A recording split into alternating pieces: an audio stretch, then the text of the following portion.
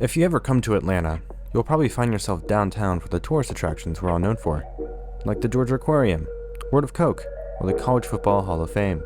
And you'll take a stroll through Centennial Olympic Park, ride the Ferris wheel, and if you're lucky, end up having dinner at the Sundial.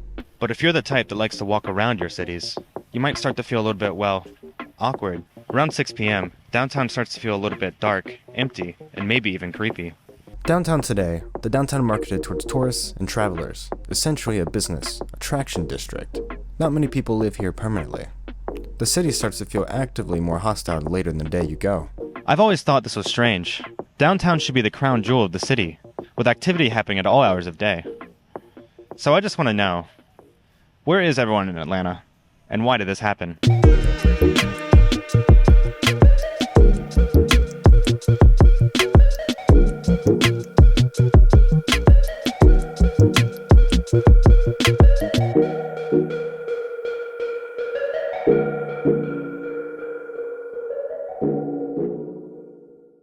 I didn't begin to realize how underutilized our downtown was until I began to visit some other U.S. cities. So I began to wonder, why is Atlanta's downtown so underutilized?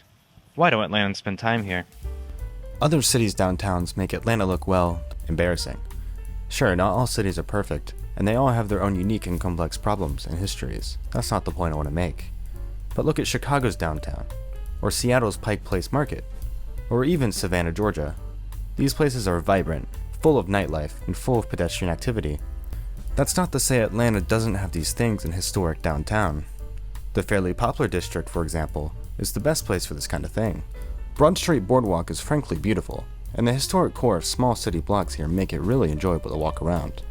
But Atlanta's downtown on evenings and weekends is basically shut down.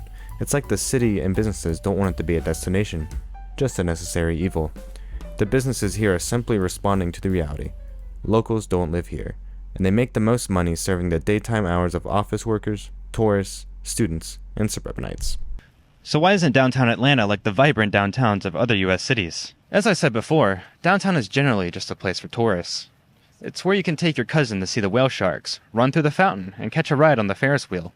You know, the more I think about it, the more I realize that downtown's reputation to locals is more equivalent to a theme park rather than a downtown. The real reason downtown Atlanta sucks is more political than you might think. You heard that right, probably no surprise. Downtown didn't used to be like this. It used to be a vibrant, urban area that people equated to the Times Square of the South. See, people were pretty desperate to get out of cities. And after World War II, the popularity of the automobile, standardized building construction, and greenfield suburban development induced hundreds of thousands of people to chase this newfound American dream. As you can see, looking at the population trends over the past few decades, we can really see how intensely the suburban and exurban counties of the Atlanta metro region have grown in comparison to the city of Atlanta. After some further research, I read about the Disneyfication of downtown Atlanta, and how slowly but surely the architecture of the time modernized the format of the city. Architects of the time began to think of how to create this new downtown of their dreams, and lucky for one man, he was given unrelenting power over the second half of the century to do just that. John Portman. This infamous name is responsible for mega projects such as Peachtree Center, America's Mart, and the Marriott Marquis. Famous for his large, stunning atriums, sprawling sky bridges that soared high above the streets, and cold, daunting constructions that kept the undesirables out and the people within. Projects such as these refactored the city center away from the old, historic downtown, 5 Points, into this new downtown of the future. The problem was, these projects were absolutely horrible for street life, creating massive, uninviting walls of concrete, loading bays, and parking that made it downright hostile to be outside of his structures. Not to mention that block by block, property owners began to destroy nearby buildings for parking construction to service this audience, making the problem even worse. These places were basically the equivalent of a suburban mall, designed to pull people into their climate-controlled interiors so they would never want to leave. So clearly, this kind of architecture is transforming city blocks one by one, transforming formerly human-scale places to monotonies of concrete. But the real reason for downtown's wariness? Well, people deemed it unsafe. You'll get shot, mugged, your car broken into. But the more I read on this topic, the more I realized that this is all part of a very pervasive ideology tying this all together. and unfortunately, you can probably guess what it is. The most common thing people will tell you when they ask about downtown is safety, which more specifically almost always means the homeless population. To see how the city really feels about this demographic of people in our city, look no further than the 1996 Atlanta Olympic Games. This park formed the center of the city's beautified downtown region. The city decided to only invest in selected Olympic corridors, which were routes intended for visitors who would see the city, while policing out anyone else. Along with this, the city began to change its rhetoric of people downtown. It began to use the terminology of users.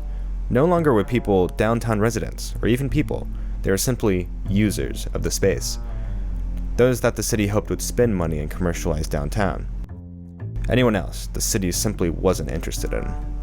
So once the Olympics rolled in by 1996, Fulton County quietly footed a one-way bus ticket for thousands of homeless people in the Olympic areas. Additionally, they arrested over 9,000 people, cited for just either looking homeless or African American. On top of that, the city demolished the last of Atlanta's public housing projects during this period. Techwood Homes and Clark Howell Homes, home to over 1,600 families, forcing relocation of most far away from the area. The Olympics transformed Atlanta almost as much as the previous decades of suburbanization. They made it look good on cameras, but in the end, downtown was changed forever. The downtown of today still suffers from many of the same issues caused by the city's previous decisions. One attempt to revitalize the area was with the Atlanta streetcar in 2008, which promised to bring major redevelopment along its route, with housing and mixed uses. But, as you can probably predict, this was a major flop, and became a glorified, unused tourist shuttle. And since COVID-19, downtown has struggled to return to its pre-pandemic activity levels. Many people are clearly working from home, and there's much less student activity due to the online coursework. Many businesses have closed, and the ones that have stuck around have limited weekday hours. This hasn't helped with downtown's reputation, and with unemployment rising, the majority of the city's homeless population continues to be quarantined to Five Points and Woodruff Park. It's really unfortunate how many people live in this area and are still policed away from the rest of the city. Until the city of Atlanta and the state of Georgia decides to change its attitude about downtown, it will continue to fall into this feedback loop. I think this clip from Futurama's Atlanta episode really says it best. Atlanta was a city, landlocked, hundreds of miles from the area we now call the Atlantic Ocean. Yet so desperate the city's desire for tourism that they moved offshore, becoming an island and an even bigger delta hub. Now, I'm not going to stand here and tell you that downtown is a lost cause. Ultimately, the best use of our urban spaces is what we make of it. And while downtown today feels very inorganic and heavily commercialized, it doesn't make it not a nice place to visit. I'm personally hopeful for downtown. I think now is an amazing opportunity for downtown to redefine itself. It's competing with other brand new, manicured areas of the city, like Midtown, the East Side Beltline, and the West Side. But what downtown has over these places is history, character, and true human-scaled walkability and the best transit connectivity of the region. With future construction projects on the horizon, there's a real possibility of downtown becoming the next hot thing. For example, the Gulch, the massive array of road viaducts west of downtown, is seeing rapid development of high-density residential and commercial spaces as of today. The Beltline extension could bring tons of new people into downtown through the streetcar. Underground Atlanta is seeing another resurgence, with many new bars, clubs, and event spaces opening up in its creepy underbelly. And these are just some quick examples. There's development waiting to happen across the district. With so many parking lots and vacant office buildings, alongside current developments, Atlanta could really redefine itself into something truly great. At the end of the day, understanding the histories of how our cities grew and became what they are today are the best ways to learn how to improve them for the future. Thanks for watching.